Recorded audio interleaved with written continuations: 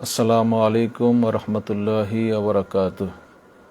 নাহমাদুহু ওয়া নুসাল্লি আলা রাসূলিহিল কারীম। আম্মা বাদ। প্রিয় দর্শক, আজকে গুরুত্বপূর্ণ একটি বিষয় আপনাদের সম্মুখে হাজির হয়েছি। সেটি হলো, কয়েকদিন পরেই পবিত্র ঈদ উল ফিতরের নামাজ অনুষ্ঠিত হবে। ঈদ উল ফিতর আমরা পালন করব। তো ঈদ উল ফিতরের নামাজ পড়তে গিয়ে আমরা বিভিন্ন সমস্যার সম্মুখীন হই। বিশেষ করে যারা নামাজ পড়ান, নামাজের ইমামতি করেন, তারা নামাজের ইমামতি করতে গিয়ে অনেক সময় ওয়াজিব ছুটে যায়। তো ওয়াজিব যদি ছুটে যায়, তখন তিনি সেই নামাজ কিভাবে আদায় করবেন বা কিভাবে সে নামাজ শেষ করবেন, সাহসেদা করবেন কি করবেন না, এরকম বিভিন্ন মাসআলা এবং বিভিন্ন সমস্যা আমাদের সামনে এসে দাঁড়ায়। তো এভাবে কিছু মাসআলা আপনাদের সম্মুখে আমি বলার চেষ্টা করব, আমার তৌফিকে ইল্লা বিল্লাহ। তো ইমাম সাহেব যখন ঈদের নামাজ পড়াতে যাবেন, তো ঈদের নামাজ পড়াতে গিয়ে অনেক সময় ঈদের নামাজের অতিরিক্ত যে 6টি তাকবীর রয়েছে, প্রথম রাকাতে 3টি তাকবীর, দ্বিতীয় রাকাতে 3টি তাকবীর, এভাবে 6টি তাকবীর রয়েছে। তো সেক্ষেত্রে তাকবীর দিতে গিয়ে অনেক সময় ইমাম সাহেব ভুলে যান যে মোট কতটি তাকবীর হলো। অনেক সময় দেখা যায় 3টি তাকবীর হয়ে গেলে অনেক সময় সন্দেহ সৃষ্টি হয় যে 3টি তাকবীর হলো নাকি 2টি তাকবীর হলো। তো এভাবে 2 তাকবীর কিংবা 3 তাকবীরের মধ্যে যদি সন্দেহ সৃষ্টি হয়, তাহলে সেখানে 2টি তাকবীর হয়েছে বলে ধরে নেবে, এরপরে বাকি আরেকটি তাকবীর দিয়ে নেবে। এভাবে অনেক সময় দেখা যায় ইমাম সাহেব ঈদের নামাজ পড়াইতে গিয়ে প্রথম রাকাতে যে তাকবীর রয়েছে, তো এই তাকবীর তো সানা পাঠ করার পরে দিতে হয় 3টি তাকবীর, এরপরে সূরা ফাতিহা, এরপরে অন্য সূরা মিলাতে হয়। কিন্তু অনেক সময় দেখা যায় ইমাম সাহেব সানা পাঠ করার পরে সূরা ফাতিহা শুরু করে দেন, সূরা ফাতিহা শুরু করেন। সূরা ফাতিহা শুরু করার পরে এই সূরা ফাতিহা পাঠ করার মধ্যে স্মরণ হয় যে তার তাকবীর রয়ে গেছে, তাকবীর তিনি পাঠ করেন নাই। তো এভাবে যদি কিরাতের মাঝখানে স্মরণ হয় যে তাকবীর ফৌত হয়ে গেছে, তাকবীর পাঠ করা হয়নি, তাহলে উনি ওই কিরাতের মধ্য থেকে, মানে সূরা ফাতিহা তিনি যে পাঠরত অবস্থায় ছিলেন, সূরা ফাতিহা পাঠ ছেড়ে দিয়ে নতুন করে তিনি 3টে তাকবীর দিয়ে নেবেন। এরপরে আবার সূরা ফাতিহা পাঠ করে অন্য সূরা মিলিয়ে এভাবে নামাজ সম্পন্ন করবেন। তবে পরবর্তী সময়ে নামাজ শেষে তাকে সহজ সেজদা দিতে হবে। তো আমি কয়েকটা মাসআলা বলবো যে মাসআলাগুলোতে সহজ সেজদা দেওয়ার প্রয়োজন হবে। তো সহজ সেজদা দিতে হবে তখন যদি ঈদের জামাত অনেক ছোট হয়, তাহলে সেখানে সহজ সেজদা দেওয়া যাবে। আর ঈদের জামাত যদি অনেক বড় হয়, তার বড় জামাতের ক্ষেত্রে সহজ সেজদা দেওয়ার কোনো প্রয়োজন নাই। সহজ সেজদা সেখানে সেটা মানে আল্লাহ তাআলা মাফ করে দিয়েছেন, সেখানে দিতে হবে না যদি ঈদের জামাত অনেক বড় হয়। কারণ বড় জামাতে সহজ সেজদা দিলে সেখানে একটা বিশৃঙ্খলা বা বিভ্রান্তি সৃষ্টি হতে পারে, বিধায় বড় জামাতে সহজ সেজদা দেওয়ার কোনো প্রয়োজন নেই। তবে ঈদের জামাত ছোট হলে বা জুমার জামাত যদি ছোট হয়, তাহলে সেখানে সহজ সেজদা প্রদান করতে হবে। তো বলতেছিলাম যে কিরাতের মাঝখানে যদি স্মরণ হয়, তাহলে কিরাত পাঠ করা ছেড়ে দিয়ে তাকবীর দিয়ে এরপর আবার সূরা ফাতিহা অন্য সূরা মিলাতে হবে। আবার অনেক সময় দেখা যায় সূরা ফাতিহা অন্য সূরা মিলানোর পরে স্মরণ হয় যে তাকবীর তো রয়ে গেছে, তাকবীর দেওয়া হয় নাই। যদি এরকম হয়, তাহলে সেক্ষেত্রে আর পিছনে ফিরে আসবে না, বরং যেহেতু সূরা ফাতিহা পাঠ করা হয়ে গেছে, অন্য সূরাও মিলানো হয়েছে, সুতরাং এক্ষেত্রে তাকবীর দেওয়ারও প্রয়োজন নেই, বরং এভাবেই সে নামাজকে শেষ করবে এবং পরবর্তী সময়ে এই ওয়াজিব ছুটে যাওয়ার কারণে সাহু সেজদা প্রদান করবে যদি ঈদের জামাত ছোট হয়, আর বড় জামাত হলে তো সাহু সেজদা প্রদান করবে না, যেহেতু সেখানে বিভ্রান্তি বা বিশৃঙ্খলা হওয়ার সম্ভাবনা রয়েছে। এরপরে অনেক সময় দেখা যায় রুকুতে রুকুতে চলে যাওয়ার পরে স্মরণ হয় যে তাকবীর রয়ে গেছে। যদি এভাবে রুকুতে চলে যাওয়ার পরে তাকবীরের কথা স্মরণ হয়, তাহলে সেখানেও একই কথা, তাকবীর দেওয়ার জন্য পিছনে ফিরে আসার কোনো প্রয়োজন নয়, বরং এভাবেই নামাজ শেষ করবে। পরবর্তী সময়ে ঈদের জামাত যদি ছোট হয়, তাহলে পরে 2 রাকাত নামাজ শেষে সাহু সেজদা প্রদান করলেই নামাজ সম্পন্ন হয়ে যাবে। তবে যদি কোনো ব্যক্তি ভুলক্রমে বা ইচ্ছাকৃত হোক বা অনিচ্ছাকৃত হোক রুকুতে চলে যাওয়ার পরে যখন স্মরণ হলো যে তাকবীর রয়ে গেছে, এই তাকবীর আদায় করার জন্য সে যদি আবার রুকু থেকে উঠে দাঁড়িয়ে তাকবীরগুলো আদায় করে নেয়, এরপর আবার রুকুতে যায়, মানে এরকম যদি কোনো ব্যক্তি করে থাকে, রুকুতে চলে যাওয়ার পরে স্মরণ হয়েছে তাকবীর দেওয়া হয় নাই, এখন সে রুকু থেকে উঠে গেছে, এটা অনিচ্ছাকৃতভাবে হতে পারে অথবা ইচ্ছাকৃতভাবেও হতে পারে। যদিও এরকম কাজ করা তার ঠিক হয়নি, কারণ হচ্ছে রুকু হলো ফরজ আর তাকবীর দেওয়া হচ্ছে ওয়াজিব। তো ওয়াজিব থেকে ওয়াজিব যদি ভুলে রয়ে যায় এবং সেখান থেকে যদি ফরজের দিকে চলে যায়, তো ফরজ থেকে ওয়াজিবের দিকে ফিরে আসার কোনো প্রয়োজন নাই, এটাই হচ্ছে নিয়ম।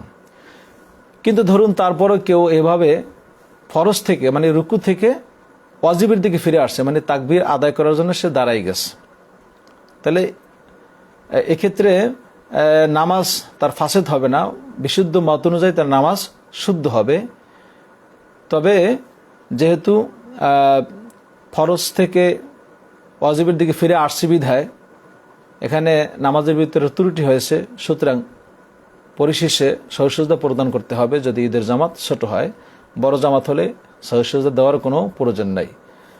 তো ফরজ থেকে ওয়াজিবের দিকে ছুটে আসলে মানে ফৌত হওয়া যে ওয়াজিব, সে ওয়াজিবের দিকে যদি ফরজ থেকে ফিরে আসে তাহলে নামাজ কিন্তু বাতিল হয় না। অনেকে মনে করে কি যে রুকু থেকে তাকবীর দেওয়ার জন্য ফিরে আসলে মনে হয় নামাজ বাতিল হয়ে যায়, এটা আসলে সম্পূর্ণ ভুল কথা। কারণ রদ্দুল মুহতার, বাহরুর রায়েক এবং কুদুরি এই সমস্ত কিতাবগুলোতে বলা হয়েছে যে এইরকম অবস্থায় নামাজ অশুদ্ধ হবে না, বরং নামাজ এটা শুদ্ধ হবে, নামাজ চালিয়ে যেতে হবে, নামাজের কোনো ক্ষতি হবে না। তো যাই হোক, এরপরে অনেক সময় যারা মুক্তাদি তারা অনেক সময় ঈদের জামাতে শরীক হতে অনেক সময় দেখা যায় বিলম্ব করে ফেলে, আইসা দেখা যায় তাকবীর পায় না। তো তাকবীর ইমাম সাহেব যখন তাকবীর পাঠ করেছেন, তাকবীর পাঠ করার পরে যখন কেরাত শুরু করে দিয়েছেন, ওই কেরাত পাঠ করার সময় যদি কোনো মুক্তাদি এসে নামাজে শরীক হয়, তাহলে ইমাম সাহেব কেরাত পাঠ করুক বা নাই করুক, মুক্তাদি আইসা নামাজ শুরু করে, মানে নামাজ শুরু করার পরে সে প্রথমে তাকবীরগুলো পরে নেবে, তাকবীরগুলো পরে নেওয়ার পরে এরপরে ইমাম সাহেবের নামাজের সাথে সে মানে ইমাম সাহেব যে কেরাত পাঠ করবেন সেই কেরাত সে মনোযোগ সহকারে শুনবে। তবে ইমাম সাহেব যে অবস্থায় থাক না কেন, কেরাত পাঠ করুক বা নাই করুক, ওই মুক্তাদি আইসা প্রথমে তাকবীরগুলো বলে নিবে, এরপরে ইমাম সাহেবের কেরাত সে শ্রবণ করবে। তো এভাবে অনেক সময় দেখা যায় কোনো মুসল্লি বিলম্ব করে আসতে আসতে আইসা দেখতে পাইল ইমাম সাহেব সে রুকুর মধ্যে চলে গেছে, এটা হতে পারে। রুকুর মধ্যে চলে গেলে এখন মুক্তাদি সে আইসা কি করবে? সে আইসা রুকুতে যাবে নাকি তাকবীরগুলো পরে নিবে?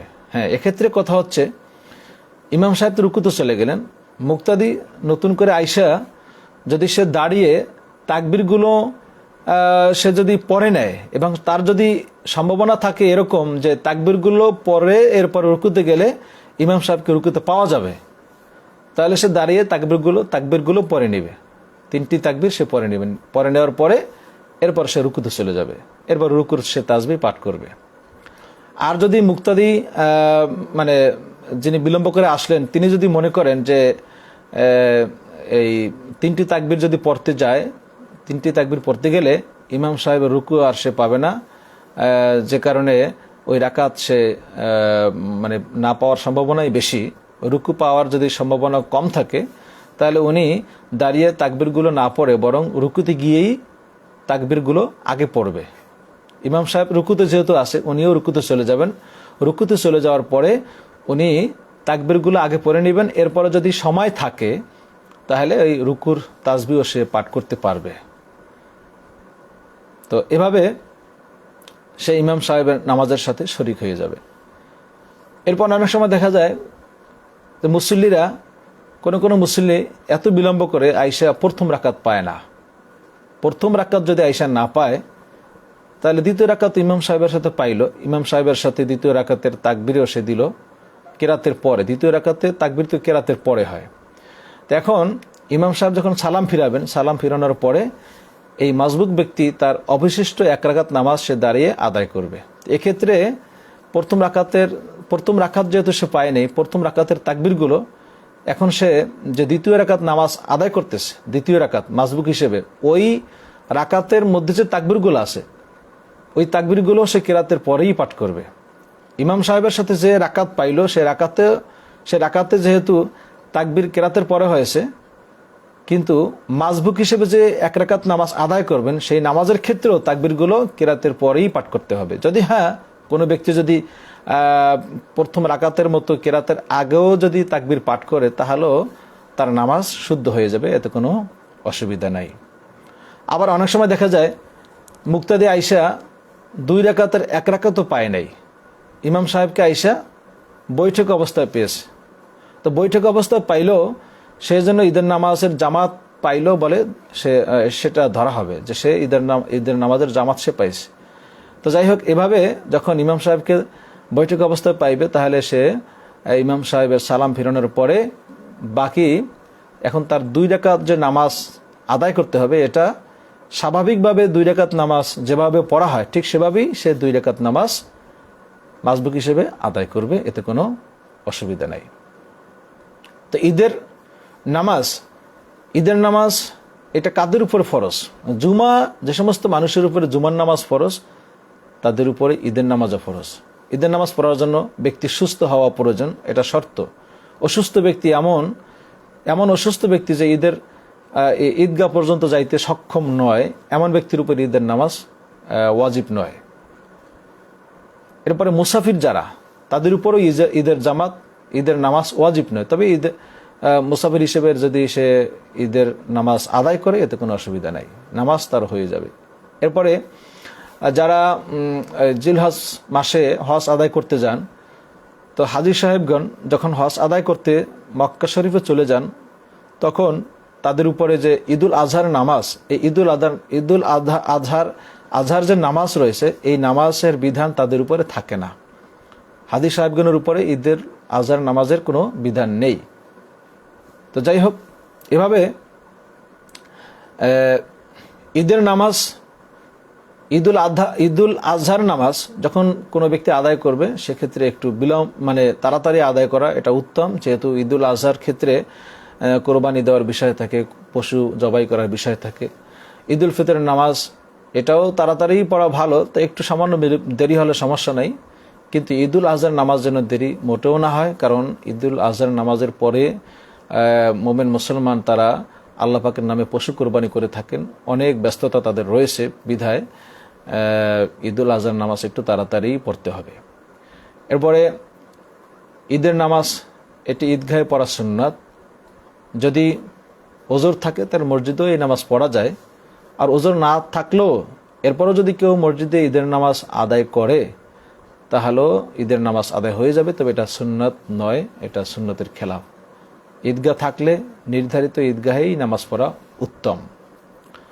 তো ঈদের নামাজ জামাত যদি শুরু হয়ে যায়, এরপরে যদি কোনো ব্যক্তি আইসা দেখে যে জামাত শুরু হয়ে গেছে, জামাতের অনেকাংশই চলে গেছে, তা ওনার যদি উজু না থাকে, এমত অবস্থায় উনি চিন্তা করেন যে উজু যদি আমি করতে যাই তাহলে ঈদের নামাজ আর পাবো না, এরকম যদি আশঙ্কা থাকে যে উজু করতে গেলে ঈদের নামাজ ছুটে যাবে, তাহলে সেক্ষেত্রে ওইখানে বসেই তাৎক্ষণিকভাবে তায়াম্মুম করেও সে ঈদের জামাতে শরীক হতে পারে, এতে কোনো অসুবিধা নাই। ঈদের নামাজের নিয়ত এটা কিন্তু ফরজ। ঈদের নামাজ এটা ওয়াজিব, কিন্তু নিয়ত কিন্তু ফরজ, অর্থাৎ প্রত্যেক নামাজের নিয়তই কিন্তু ফরজ, হোক সেটা নফল নামাজ, হোক সেটা ওয়াজিব নামাজ, হোক সেটা ফরজ নামাজ, যেই নামাজই হোক না কেন, সুন্নত নামাজ হোক না কেন, নিয়ত কিন্তু ফরজ। সুতরাং ঈদুল আজহার বা ঈদুল ফিতরের নামাজের নিয়তও ফরজ হবে। তবে এই নিয়ত উচ্চারণ করা এটা শর্ত না। এটা যদি কোনো ব্যক্তি মনে মনে যদি সে খেয়াল করে এতেও নিয়ত হয়ে যায়, তারপরেও যদি কোনো ব্যক্তি উচ্চারণ করে, আরবিতে যে নিয়ত আমাদের দেশে প্রচলিত রয়েছে এতেও কোনো অসুবিধা নাই। এটাও কোনো ব্যক্তি যদি পড়তে পারে অসুবিধা নেই।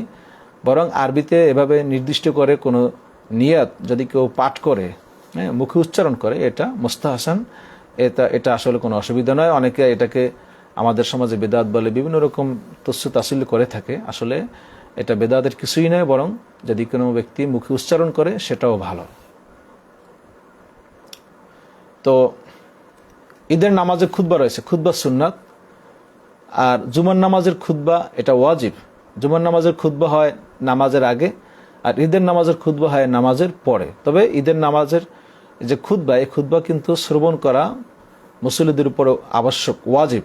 তাদের এটা খেয়ালের সাথে শ্রবণ করতে হবে, মনোযোগের সাথে এটা শ্রবণ করতে হবে।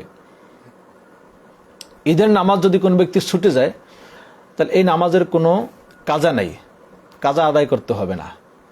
ঈদের নামাজ আদায় করতে এসে কোনো ব্যক্তি আইসা যদি দেখে নামাজ শেষ হয়ে গেছে, তাহলে উনি সাথে সাথে পার্শ্ববর্তী কোনো এলাকায় ঈদের নামাজ যেখানে হয়ে থাকে, এমন কোনো ঈদগাহ অথবা কোনো মসজিদ যেখানে ঈদের নামাজ হতে পারে, এরকম যদি তার জানা থাকে, তাহলে সাথে সাথে ওই জায়গায় সে চলে যাবে। সেখানে গিয়া ঈদের নামাজ পাইলে সেখানে ঈদের নামাজে শরিক হবে। আর যদি সেখানে গিয়েও ঈদের নামাজ না পায়, তাহলে এর কোনো কাজা নেই, এটা আল্লাহ তাআলার পক্ষ থেকে তাকে ক্ষমা করা হয়েছে। সুতরাং এর কোনো কাজা করতে হবে না। ঈদের নামাজের আগে নফল নামাজ পড়াটা এটা মানে মাকরুহ, অর্থাৎ ফজরের নামাজ জামাতে পড়ার পর এরপর থেকে শুরু করে ঈদের নামাজের আগ পর্যন্ত কোনো নফল নামাজ নাই। নফল নামাজ পড়া এটা মাকরুহ, পড়া যাবে না। আবার অনেক সময় দেখা যায় যে অনেক প্রবাসী তারা বিদেশে ঈদের জামাত আদায় করে। ঈদের জামাত আদায় করার পরে এরপরে দেশে চলে আসে। দেশে আসার পরে আইসা দেখে এখানেও ঈদের নামাজ চলতেছে, অর্থাৎ একদিন আগে যেহেতু সৌদিতে ঈদ হয়, তো উনি ঈদের নামাজ সেখানে পড়েছেন। তো ঈদের নামাজ পড়ার পরে আবার উনি দেশে চলে আসছে। দেশে চলে আসার পরে পরবর্তী দিন তো দেশে ঈদ, আইসা দেখে দেশেও কি ঈদ চলতেছে, ঈদের জামাত শুরু হচ্ছে। তাহলে ওনার উপরে এই ঈদের নামাজের এই জামাতে শরীক হওয়া আবশ্যক কিনা? হ্যাঁ, এক্ষেত্রে কথা হচ্ছে উনি যেহেতু সৌদি আরবে বসে ঈদের জামাত আদায় করেছে, কাজেই দেশে আসার পরে যে ঈদের জামাত ওনার সামনে উনি যেটা দেখতে পাচ্ছেন, এই জামাতে শরীক হওয়াটা ওনার জন্য আবশ্যক নয়। এই নামাজে তার শরীক হওয়ার কোনো প্রয়োজন নেই। এটা হতে পারে অনেক সময় ঈদের জামাত দুটিও বাঁচতে পারে। সৌদি আরবে ঈদের জামাত সে করে আসছে, দেশে এসেও দেখে ঈদের জামাত। অনেক সময় এটা রোজার ক্ষেত্রেও হয়। রোজা অনেক সময় দেখা যায় কোনো ব্যক্তির জন্য 31টিও হয়ে যায়, আবার কোনো ব্যক্তির জন্য 28টিও হয়ে যায়। রোজা কিন্তু 29 কিংবা 30, কিন্তু এই রোজাই আবার কোনো ব্যক্তির জন্য 28টি হয়, আবার কোনো ব্যক্তির জন্য 31টিও হয়। অর্থাৎ যেমন কোনো ব্যক্তি সৌদি আরবে 30টি রোজা পালন করে এরপরে বাংলাদেশে চলে আসছে, তো বাংলাদেশে আইসা দেখে রোজা, কারণ সৌদিতে 30 রোজা যেদিন শেষ হবে, তো এরপরে বাংলাদেশে আরও একটি রোজা থাকবে অবশ্যই। তো উনি 30টি রোজা রেখে বাংলাদেশে চলে আসছে, বাংলাদেশে এসে দেখে আরও একটা রোজা আছে, যেহেতু উনি দেশে চলে আসছে। কাজেই ওই ব্যক্তির জন্য তখন ফরজ হবে 31টি রোজা।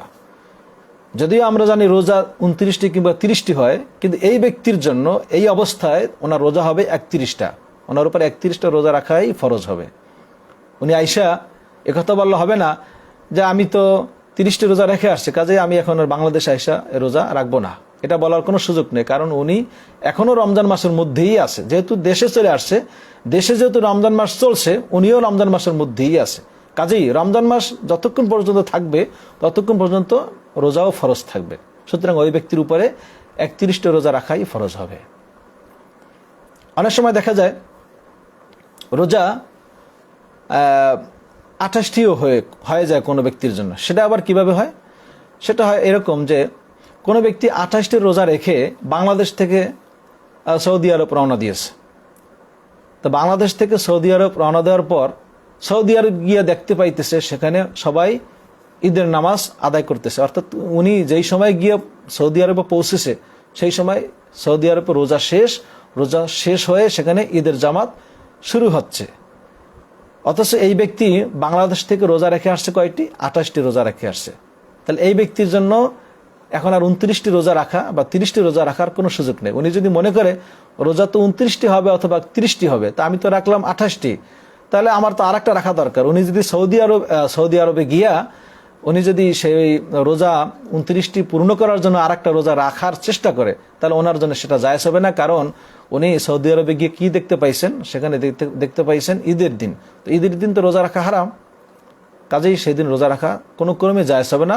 অর্থাৎ এই ব্যক্তি রমজান পাইছে মোট 28 দিন, ওনার রোজাও হলো 28টি, ওনার রোজা 29টি নয় বা 30টি নয়, 28টি ফরজ ছিল এবং সেই ফরজ রোজা তিনি সম্পাদনও করেছেন, রোজা রেখেছেনও বটে।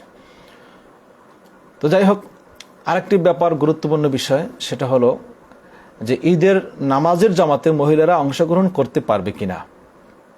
আমাদের বর্তমান যুগে বা বিশ্বের বিভিন্ন মুসলিম কান্ট্রিতে কিংবা বাংলাদেশেও বিভিন্ন এলাকায় দেখা যায় মুসলিম নারীরা, মুসলিম রমণীগণ তারাও ঈদের জামাতে শরিক হয়, জুমার জামাতেও শরিক হয়, ওয়াক্তিয়া নামাজের জামাতেও অনেক সময় তারা শরিক হয় এবং তাদেরকে ঈদের জামাতে বা জুমার নামাজের জামাতে তাদেরকে শরিক হওয়ার জন্য উৎসাহ প্রদান করা হয়। এটা একেবারেই অবৈধ এবং নাজায়েজ, এটা কোনো ক্রমেই জায়েজ হবে না। কারণ হচ্ছে ঈদের নামাজ একে তো নারীদের উপর ওয়াজিব নয়, এটা হচ্ছে পুরুষের জন্য ওয়াজিব। নারীদের জন্য ঈদের জামাত কখনোই ওয়াজিব নয়। রাসূল পাক সাল্লাল্লাহু আলাইহি ওয়াসাল্লাম তিনি কখনোই নারীদেরকে ঈদের জামাতে কিংবা জুমার জামাতে আসার জন্য কখনোই উৎসাহ প্রদান করেন নাই।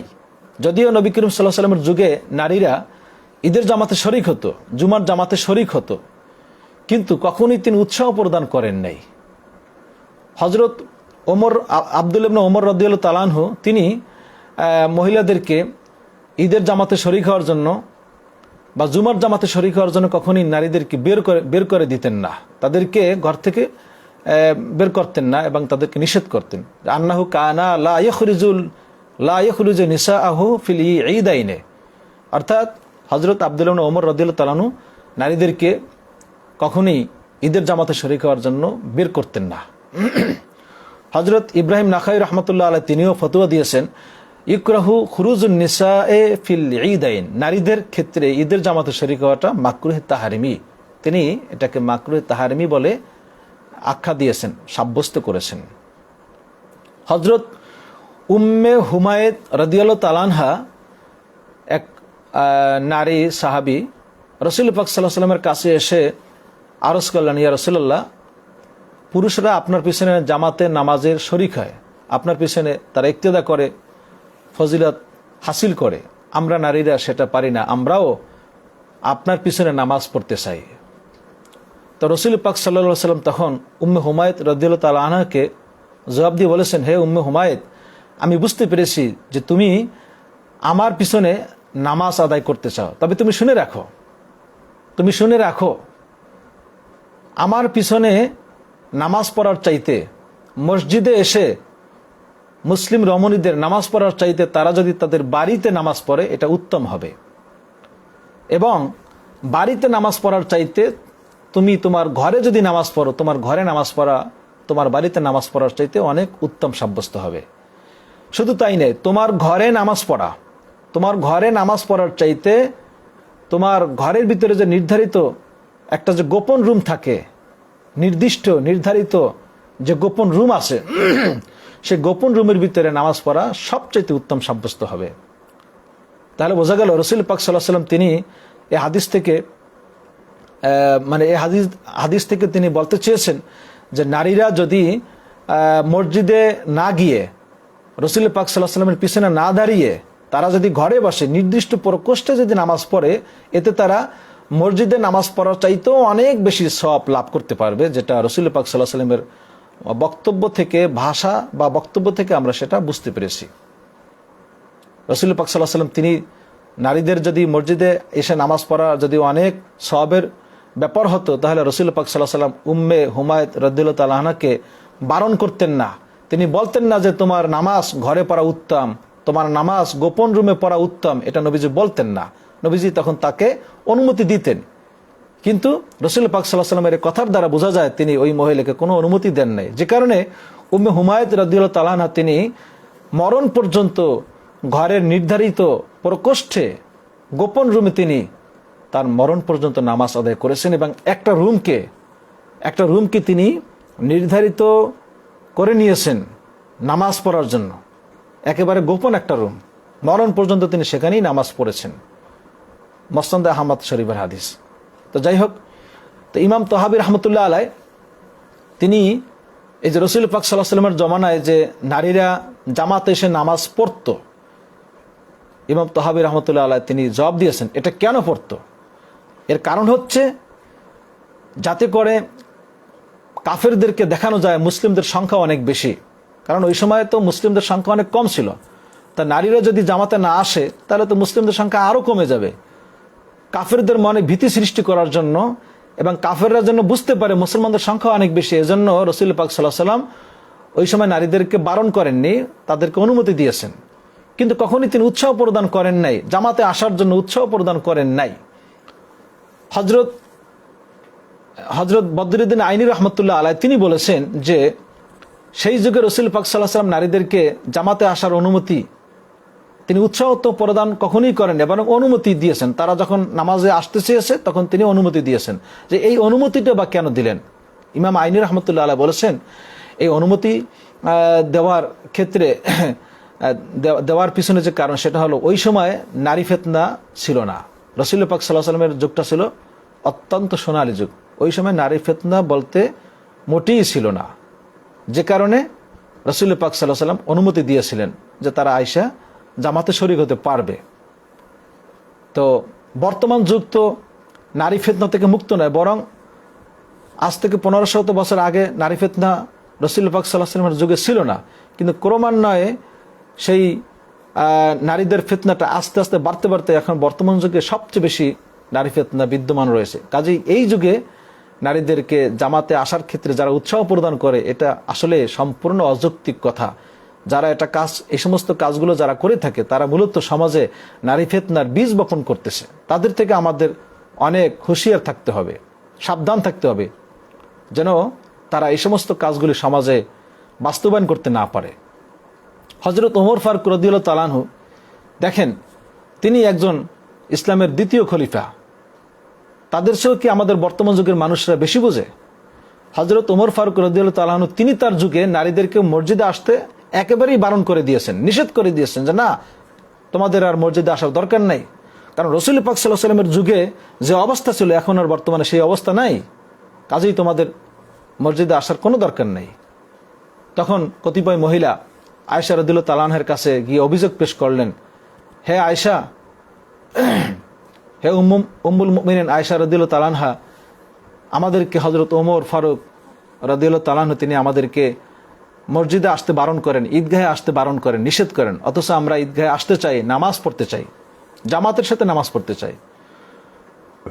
তখন হযরত আয়েশা রাদিয়াল্লাহু তাআলা আনহা তিনি বলেছেন যে হ্যাঁ, হযরত ওমর তিনি তো ভালো কাজই করেছেন, সঠিক কাজটিই করেছেন। কারণ লাউ আদ্রাকা রাসূলুল্লাহ সাল্লাল্লাহু আলাইহি ওয়াসাল্লাম মা আহাদাসান নিসাউ লা মানা আহুন্না কামা মুনিআত নিসাউ বনি ইসরাঈলা।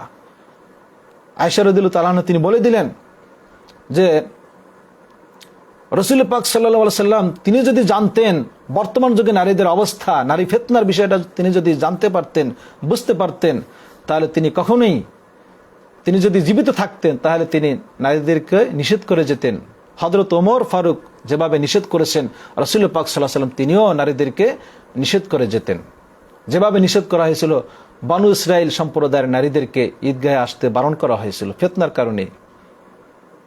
তাহলে হযরত ওমর ফারুক রাদিয়াল্লাহু তাআলা সেই যুগটাকেও আমরা সোনালী যুগ মনে করি। তারপরও সেই যুগেও হযরত ওমর ফারুক রাদিয়াল্লাহু তাআলা তিনি মনে করলেন যে নারী ফিতনা হয়তো বা একটু বেড়ে গেছে, নবী করিম সাল্লাল্লাহু আলাইহি ওয়াসাল্লামের যুগে মোটেই ছিল না, এখন হয়তো একটু সামান্য দেখা দিয়েছে। এই সামান্য আসলে ওই সময়ও সোনালজিক ছিল, তারপরও তার কাছে মনে হলো যে না, মনে হয় যেন একটু সামান্য ফিতনা শুরু হয়ে গিয়েছে। এটা তিনি আঁচ করতে পেরে তিনি নারীদেরকে নিষেধ করে দিলেন। তাহলে বর্তমান যুগে কি নারী ফিতনা থেকে সম্পূর্ণ মুক্ত এই পরিবেশ, এই সমাজ? যারা নারীদেরকে মসজিদে আসতে উৎসাহ প্রদান করে, তারা কি মনে করে নারীদেরকে আসতে উৎসাহ দিচ্ছে? তারা কি হজরত ওমর ফারুক রাদিয়াল্লাহু তাআলা এর যুগের চাইতো এই যুগটাকে শ্রেষ্ঠ যুগ বলবেন? কখনোই কখনোই না। ফিতনার যুগ, এই যুগে নারী ফিতনা আগের চাইতে অনেক গুণ বৃদ্ধি পেয়েছে। কাজেই এই যুগে রসুল হযরত ওমর ফারুক রাদিয়াল্লাহু তাআলা তিনি যদি সেই যুগে নিষেধ করতে পারেন, এই যুগে আরো বেশি নিষেধাজ্ঞা জারি করতে হবে। এক্ষেত্রে উৎসাহ দেওয়ার কোনো সুযোগ আমাদের নেই। আল্লাহ তাআলা আমাদের সকলকে বর্তমান যুগে যারা উল্টাপাল্টা ফতোয়া দিয়ে নারীদেরকে ঘর থেকে বের করে সমাজে বিশৃঙ্খলা সৃষ্টি করতে চায়, ফিতনা সৃষ্টি করতে চায়, নারীদেরকে ঘর থেকে বের করে মসজিদে আনতে চায়, ঈদগাহে আনতে চায়, আল্লাহ তাআলা আমাদের সকলকে তাদের কবল থেকে হেফাজত করুন, নারী ফিতনা থেকে আমাদেরকে মুক্ত রাখুন। আমিন। ওয়া আখিরু দাওয়ানা আনিল হামদুলিল্লাহি রাব্বিল আলামিন। আসসালামু আলাইকুম ওয়া রাহমাতুল্লাহ।